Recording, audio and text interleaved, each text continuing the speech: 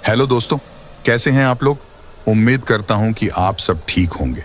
अगर आपको ये कहानी पसंद आए तो लाइक और सब्सक्राइब करना मत भूलें, ताकि मैं और भी ऐसी कहानियां आपके लिए लेके आ सकूं। भूतिया अस्पताल एक ऐसी मां की हिंदी हॉरर स्टोरी है जिसके दुखों के सैलाब ने कई माताओं की गोद को खतरे में डाल दिया। एक बहुत ही पिछड़ा गांव था, वहां लड़कियों की आबादी साल दर साल कम होती जा रही थी। गांव के ज्यादातर लोग लड़का पैदा होने को गौरव मानते थे, और वहीं दूसरी तरफ यदि किसी के घर में कन्या पैदा हो जाए तो उसे हीन भावना से देखने लगते थे। उसी गांव में 4 भाइयों का एक परिवार रहता था। आज सभी भाइयों की शादी हो चुकी थी, लेकिन 3 भाई जो सबसे बड़े थे, उनकी औलादों में केवल लड़कियां ही थीं। पूरा खानदान लड़के की आस लगाए बैठा था। तभी उन्हें एक दिन सबसे छोटी बहू, जिसका नाम सीमा था, उसके गर्भवती होने की खबर मिलती है। पूरे परिवार में खुशियों की उमंग छा जाती है। सभी लड़का पैदा होने के इंतजार में छोटी बहू का खूब ख्याल रखते हैं। सीमा का पति अनिल, जो कि कपड़े की दुकान चलाता था, वह भी अपने बच्चे का बेसब्री से इंतजार करता है। परिवार के सभी लोग जानना चाहते थे कि सीमा के गर्भ में लड़का है या लड़की। वह तय करते हैं कि सीमा को गर्भ के लिंग के परीक्षण के लिए अस्पताल ले जाना चाहिए, लेकिन सीमा बच्चे की जांच करने के लिए अस्पताल नहीं जाना चाहती। दरअसल सीमा पहली बार मां बन रही थी और उसके लिए लड़का या लड़की दोनों ही अनमोल थे। उसे लग रहा था कि यदि उसके गर्भ में लड़की हुई तो परिवार के सभी लोग उससे नफरत करने लगेंगे, और वह किसी को नाराज नहीं करना चाहती। लेकिन अनिल सीमा को अस्पताल ले जाने के लिए मना लेता है। वह उसे विश्वास दिलाता है कि मुझे कोई फर्क नहीं पड़ता कि तुम लड़के को जन्म दो या लड़की को, बस मुझे पिता बनना है। सीमा अनिल के साथ अस्पताल पहुंच जाती है। अस्पताल में अनिल का एक दोस्त कंपाउंडर था, और इस वजह से लिंग परीक्षण का काम जल्दी हो जाता है। परीक्षण की रिपोर्ट में सीमा के गर्भ में लड़की होने की पुष्टि होती है। परिवार को जैसे ही पता चलता है कि सीमा लड़की को जन्म देने वाली है, परिवार में मातम छा जाता है। पूरा परिवार मिलकर अनिल को समझाता है कि ये लड़की हमें नहीं चाहिए। वैसे भी परिवार में इतनी सारी लड़कियां हैं, और अब एक और लड़की से परेशानियां बढ़ती जाएंगी। अनिल अपने भाइयों की बात में आ जाता है और सीमा को गर्भपात करने के लिए मनाने की कोशिश करता है। लेकिन सीमा अनिल को गुस्से से चिढ़चिढ़ाते हुए कहती है, तुम पागल हो, मैं किसी भी कीमत में अपनी बच्ची को नहीं मारने वाली। सीमा और अनिल के बीच इस बात को लेकर कई दिनों तक झगड़ा चलता है। एक दिन सीमा अचानक अपने कमरे में बेहोश हो जाती है। अनिल उसे उठाने की कोशिश करता है, लेकिन जब उसे होश नहीं आता तो वह उसे अस्पताल ले जाता है और इलाज के बहाने अपने दोस्त के साथ मिलकर सीमा का गर्भपात करवा देता है। और जैसे ही सीमा होश में आती है तो उसकी दुनिया उजड़ चुकी होती है। सीमा को पता चल जाता है कि उसकी बच्ची अब इस दुनिया में नहीं रही। सीमा टूट जाती है। उसके परिवार वालों ने ही उसकी मासूम बच्ची छीन ली। सीमा बहुत दुखी थी और उसका गुस्सा बढ़ता ही जा रहा था। आज अचानक वह अस्पताल के कमरे में चादर से फांसी लगा लेती है, और कुछ ही पलों के अंदर सीमा की धड़कनें बंद हो जाती हैं। सीमा के परिवार को जैसे ही पता चलता है कि सीमा ने अस्पताल में आत्महत्या कर ली है, सभी भागते हुए अस्पताल पहुंच जाते हैं। अनिल सीमा के चले जाने से बेहद दुखी होता है। उसे अंदाजा नहीं था कि सीमा बच्ची के गर्भपात से इतनी दुखी हो जाएगी कि अपनी जान ही दे दें। जो होना था वह हो चुका था, लेकिन अब बारी भरपाई करने की थी। सीमा के अंतिम संस्कार के 13 दिन गुजरते ही अस्पताल में सीमा की भूतिया रूह की दस्तक हो जाती है। डिलीवरी वार्ड में भर्ती सभी बच्चे अचानक अपने अपने बिस्तर से नीचे गिरने लगते हैं। लोगों को समझ में नहीं आता कि एक साथ सभी बच्चे नीचे कैसे गिर गए।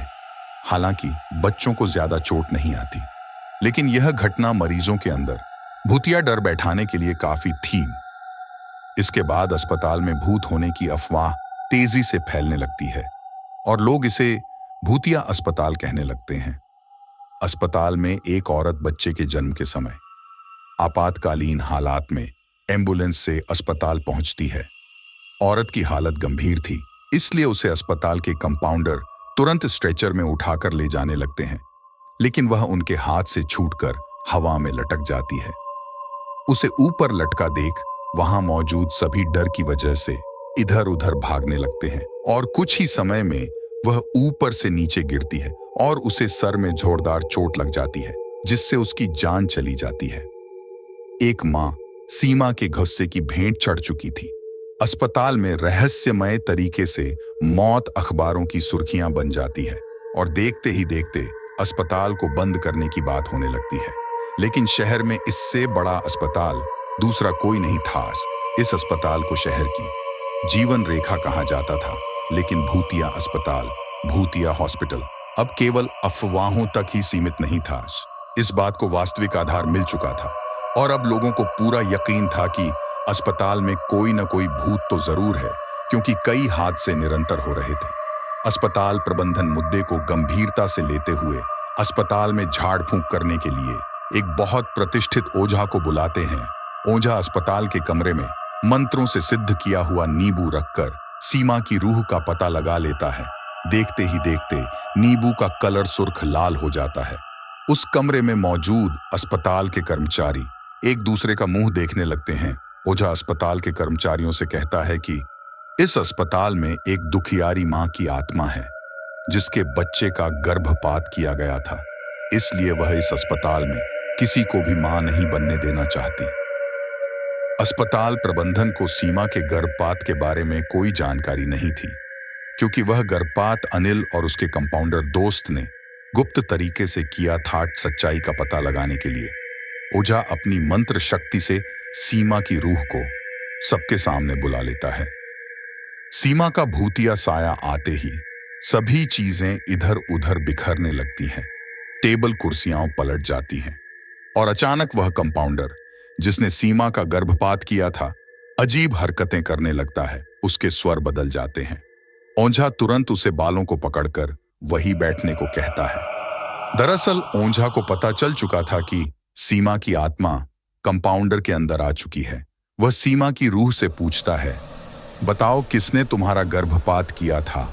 हम उसे कानूनन सजा दिलवाएंगे, लेकिन तुम इन मासूम बच्चों की हत्या मत करो। तभी वह कंपाउंडर जिसके अंदर सीमा की रूह समाई हुई थी जोर जोर से अपना ही नाम लेकर चिल्लाता है, अजय और अनिल, दोनों ने मेरी बच्ची की जिंदगी छीनी है, लेकिन उसके लिए मेरे ससुराल का पूरा परिवार भी जिम्मेदार है। जब तक इन सबको इनकी गुनाहों की सजा नहीं मिलेगी, तब तक मैं इस अस्पताल में किसी को भी चैन से नहीं जीने दूंगी। अस्पताल प्रबंधन अपने उस कंपाउंडर का सारा बयान रिकॉर्ड कर रहा था और इसी रिकॉर्डिंग के दौरान वह कंपाउंडर एक कैंची लेकर अपने गले में घुसेड़ देता है और तुरंत जमीन पर गिरकर तड़पने लगता है। ओझा भूतिया आत्मा का इतना विकराल रूप देखकर कुछ पल के लिए सहम जाता है। तभी अस्पताल के कर्मचारी कंपाउंडर को तुरंत उठाकर आपातकालीन कक्ष लाते हैं, लेकिन बदकिस्मती से वह अपनी मौत से लड़ने में असफल हो जाता है। सीमा ने कंपाउंडर से तो अपना बदला ले लिया था, अब बारी थी अनिल और उसके परिवार की। कंपाउंडर की हत्या से मामला पुलिस के संज्ञान में आता है और एक के बाद एक कड़ी जुड़ाने के बाद पुलिस अनिल और उसके परिवार के सभी सदस्यों को सीमा के गर्भपात के जुर्म में गिरफ्तार कर लेती है, जिससे कहीं न कहीं सीमा की आत्मा को थोड़ा शांति तो मिलती है और अस्पताल से सीमा की दहशत का साया गायब हो जाता है। और इसी के साथ ही भूतिया अस्पताल की हिंदी हॉरर स्टोरी समाप्त हो जाती है। दोस्तों, आपको ये कहानी कैसी लगी प्लीज हमें कमेंट करके जरूर बताएं।